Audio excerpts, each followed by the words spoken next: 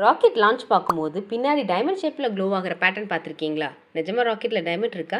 இல்லை. அப்போ அந்த டைமண்ட் பேட்டர்ன் எப்படி வருது? ராக்கெட் இன்ஜின்லேருந்து வெளியே வர எக்ஸாஸ்ட் கேஸும் சவுண்ட் ஸ்பீடை விட அதிக வேகத்தில் வெளியே வரும். இதை சயின்டிஸ்ட் சூப்பர்சோனிக் ஃப்ளோன்னு சொல்கிறாங்க. ஆனால் வெளியே இருக்கிற ஏர் ப்ரெஷரும் எக்ஸாஸ்ட் கேஸ் ப்ரெஷரும் ஒன்றும் இல்லை. அதனால் வெளியே இருக்கிற காற்றோட அழுத்தம் எக்ஸாஸ்ட் கேஸை உள்ளே நோக்கி அமுக்கும். அப்போ ஷாக் வேவ்ஸ், அதாவது அதிர்ச்சி அலைகள் உருவாகும்.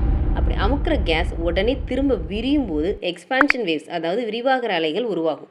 இப்படி அமுக்கிறதும் விரிவாகிறதும் மாற்றி மாற்றி நடக்கும்போது ஷாக் வேவ்ஸ் எல்லாம் எக்ஸாஸ்ட் ப்ளூமோட நடுப்பகுதியில் ஒன்று சேரும்.